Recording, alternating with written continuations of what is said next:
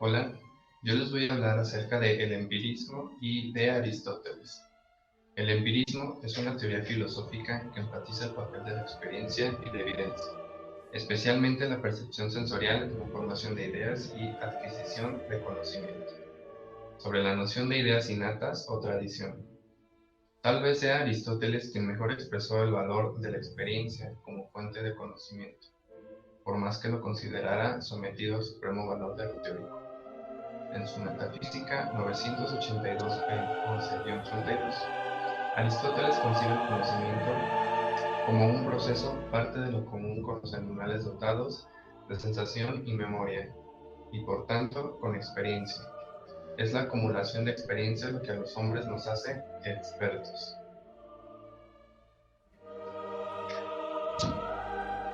Y bueno, yo soy Aristóteles y nací en la ciudad griega de Estágira, cercana al actual Monte Athos, perteneciendo al reino de Macedonia, actual Macedonia griega, en el año de 348 a.C.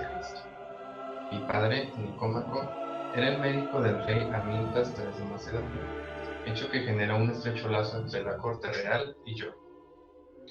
Hacia 367 me dirigí a la ciudad de Atenas con el fin de realizar estudios y donde me convertí en uno de los discípulos más brillantes de Platón dentro de la academia. Ejercí como maestro de Alejandro Magno y en el año 335 fundé mi propia escuela en Atenas llamada El Liceo. Durante mi vida me desarrollé en numerosos campos que trascendieron la filosofía, siendo también la biología, matemática, física, metafísica, ética, política, estética, entre otros. Considerado una de las mentes más brillantes de la historia de la humanidad clásica. Mis influencias pesaron tanto sobre el resto de la humanidad, y junto a Platón, creamos el cuerpo inicial de las creencias del pensamiento occidental del hombre corriente, lo que hoy llamamos como sentido común. En cuanto a mis obras más importantes, junto a Sócrates, Platón y Kant, somos de los pensadores más sobresalientes que haya dado la historia. A lo largo de mi vida escribí más de 200 obras. De hecho, aún no se me considera que la lógica no ha podido ni puede ser mejorada por nadie más. Morí en Calcis Hebrea, Grecia, a la edad de 62 años en el año 322 a.C., y se considera que tiempo antes de morir ya era un personaje sumamente famoso gracias a los pensamientos filosóficos y científicos.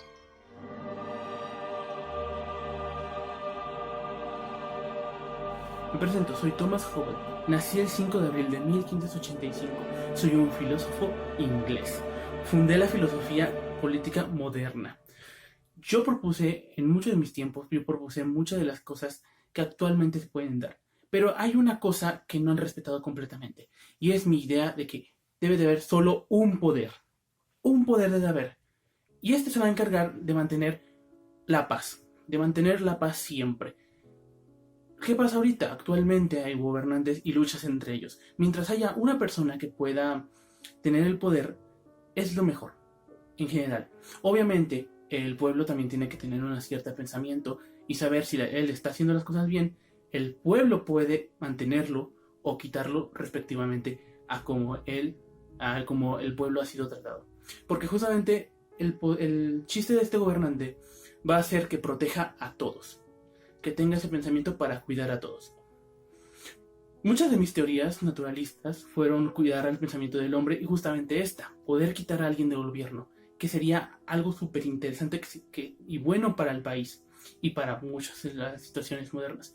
Próximamente llegará un filósofo llamado John Lucas que completamente está de desacuerdo conmigo, pero no me importa, porque realmente situando la situación como está ahorita y cómo el hombre piensa en sí mismo, para el bien para él, necesitamos una persona poderosa que nos mantenga en orden. Ese es mi punto de vista. Y eso es lo que yo mostré mucho en el movimiento empírico. En que el poder debe estar con una persona.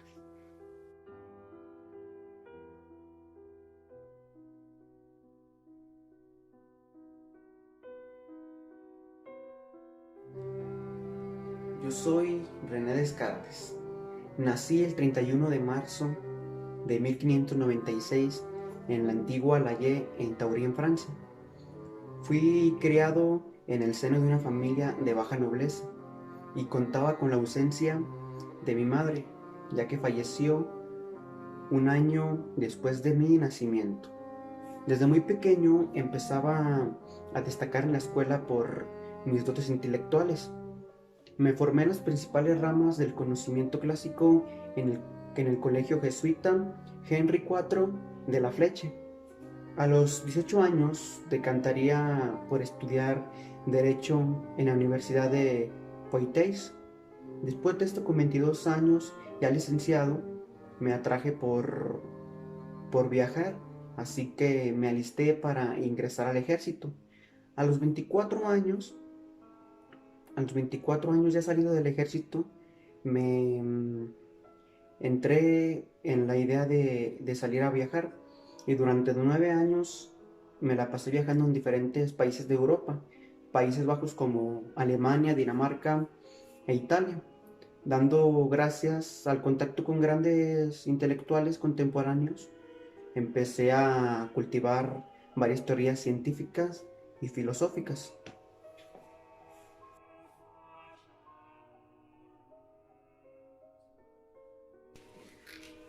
Las matemáticas son muy exactas y creo que son muy universales, ya que en este método nunca habrá errores y siempre habrá una respuesta exacta, por lo cual llego a la conclusión de que este método matemático lo puedo considerar como un modelo a seguir, para darle forma a la filosofía. Creo que es un método que nos puede servir mucho para darle forma a la filosofía y obtener una respuesta concreta y verdadera. Y aquí se me nace la pregunta: ¿cómo es que se obtiene el conocimiento humano? ¿Cómo es que ese conocimiento llega a nosotros? Entonces, creo que tenemos una tarea muy difícil de afrontar, pero en base a este modelo matemático y a otros modelos, creo que podemos llegar a la verdad y a una conclusión de cómo podemos obtener el conocimiento humano. ¿Cómo obtener el conocimiento humano? ¿Qué podemos hacer para obtenerlo? ¿Cómo podemos llegar a una conclusión? Pues básicamente creo que la mente humana tiene una gran capacidad.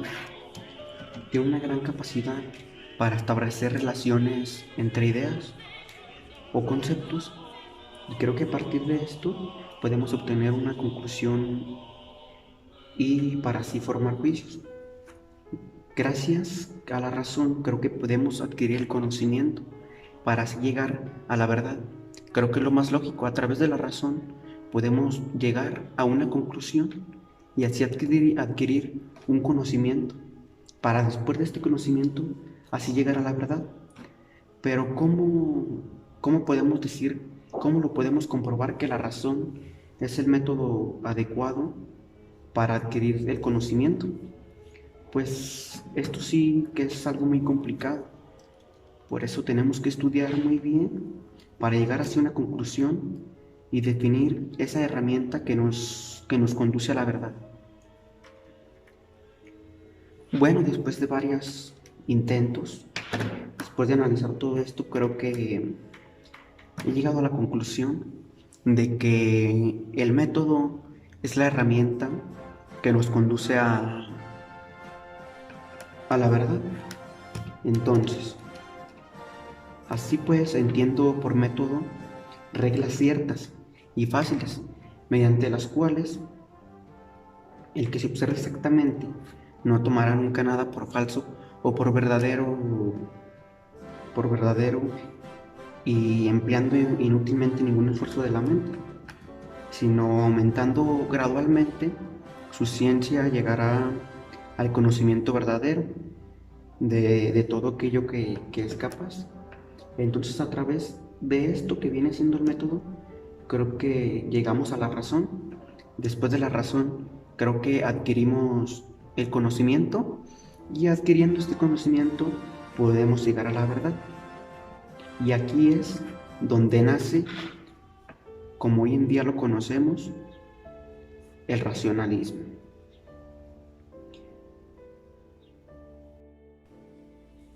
Más que nada, yo creo que el método es una herramienta que nos conducirá a la verdad. Así que decidí crear y llamarlo el discurso del método.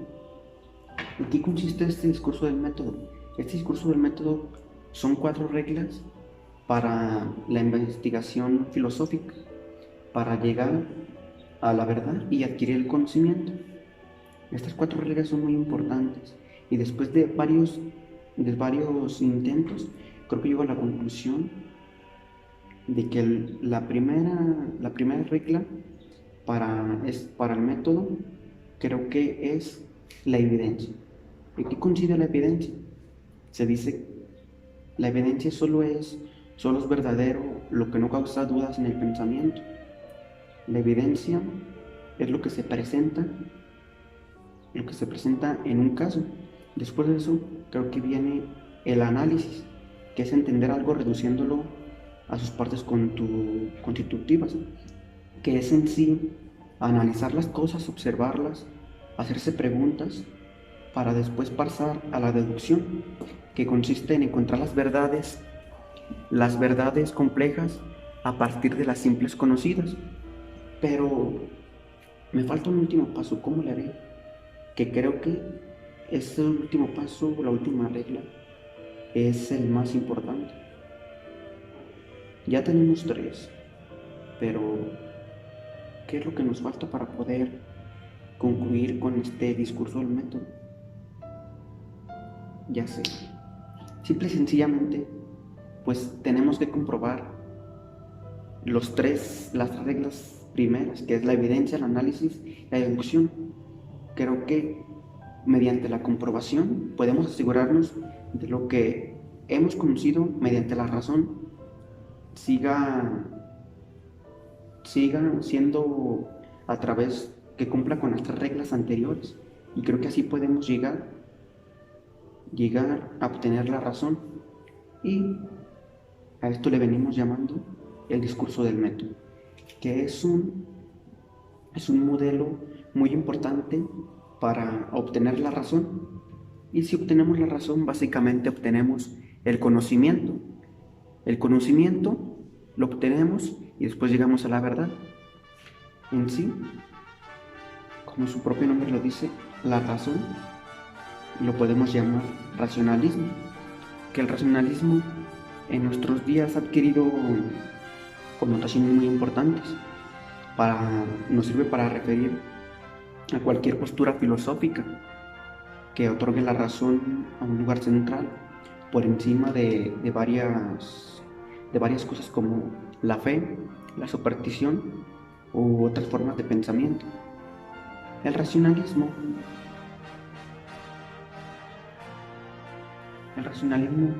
podemos decir, lo podemos llamar que es un movimiento filosófico que principalmente se sostiene en que la razón es el principal mecanismo humano para adquirir de los conocimientos. Aquí podemos hablar y se relaciona mucho con el modelo del mecanismo, que supongamos que el mundo es una gran máquina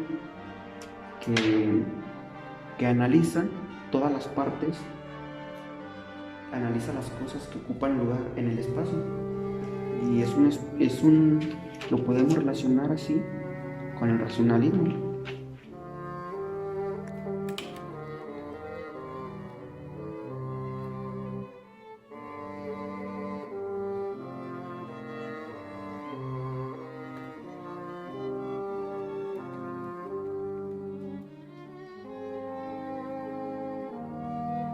Creo que básicamente el racionalismo fue una de las aportaciones que yo, René Descartes, pude aportar. Fui el fundador, se me conoce como el fundador del racionalismo. Y un aporte en las ciencias fue la llamada revolución científica, que fue por parte mía, y esta nos trajo como fruto nuevas ideas en materia de la física, la astronomía, la química, la biología y con ellas el cambio en el paradigma filosófico que produjo un movimiento social e intelectual conocido como la Ilustración. Estos son solamente algunos de los aportes que puede realizar a las ciencias.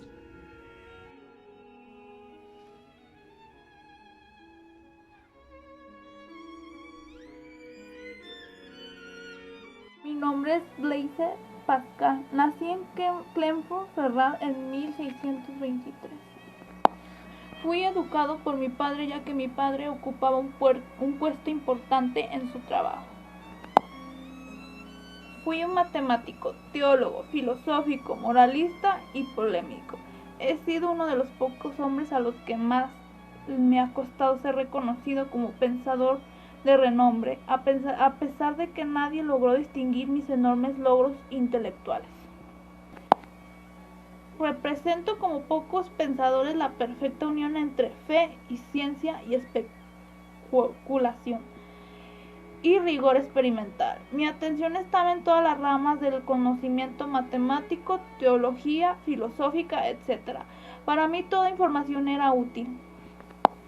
Mi pensamiento puede ubicarse dentro de la concepción esencialista dualista, dentro del racionalismo antropológico, porque considero, al igual que dicha teoría, que el hombre se compone del cuerpo y alma. Afirmo que el hombre es un ser de contradicciones, que es un ser grandioso y a la vez miserable. Mi nombre es John Luke. Nací el 29 de agosto de 1632 y mi fallecimiento fue el 28 de octubre de 1704. Fui un filósofo y médico inglés, conocido como el padre del liberalismo clásico. Fui uno de los primeros empiristas británicos. Influyeron en mí las ideas de Francis Bacon. Además, realicé una gran aportación al contrato social. También impulsé el desarrollo de la epistemología y la filosofía política. Influí en Voltaire y Rousseau, pensadores de la Ilustración francesa. Además, mis contribuciones al republicanismo clásico y a las teorías de liberación se reflejan en la Declaración de Independencia de Estados Unidos y en la Declaración de Derechos de 1689. También, mi teoría de la mente es frecuentemente citada como la concepción moderna de la identidad y del yo. También, figuras prominentes como Kant, Hume y Rousseau me citan en sus escritos. También fue el primero en definir el yo como una continuidad de la conciencia. ¿Esto qué quiere decir? Yo postulo que el pensamiento, que nosotros nacemos como si fuéramos una pizarra en blanco. La educación nobiliaria. Todos mis pensamientos pedagógicos sobre la educación nobiliaria se preocupan por dictar ciertas normas para plasmar la personalidad que se quiere en el alumno. Obviamente, en este caso, se trata de hacer que los jóvenes sean caballeros nobles. La educación intelectual. Para mí la educación intelectual tiene que ser aquello que realmente fuese útil para la educación. ¿Esto qué quiere decir? Citándome. Útil para la formación intelectual del hombre es todo aquello que acostumbra a examinar los argumentos favorables o contrarios a una opinión, de modo que pueda asumirse ante ellos una actitud personal. La educación física. El propósito de la educación física es seguir la evolución del niño y hacer que siga también una gradual disciplina. Asimismo, no solo tiene una finalidad estética e higiénica, sino más bien ayudar a formar el carácter y una buena moralidad. La educación moral. El fin de la educación moral es alcanzar la virtud, la cual, para mí, consiste en aprender a querer siempre y solamente aquello que es bueno ante la razón. El papel del maestro. La habilidad del profesor reside en obtener y mantener la atención del alumno para inclinarlo a seguir las normas y debía también respetar su naturaleza del desarrollo, apoyándose en el amor propio y en el sentido de honor que se supone el muchacho ya debía de haber desarrollado. Mi nombre es Gottfried Wilhelm Leibniz. Nací el 1 de julio de 1646 y fallecí el 14 de noviembre de 1716 a mis 70 años. Fui un filósofo, matemático, lógico, teológico, jurista, político alemán y bibliotecario. También fue uno de los grandes pensadores del siglo XVII y siglo XVIII, y se me reconoce como el último genio universal. Soy la última persona que pudo formarse suficientemente en todos los campos del conocimiento.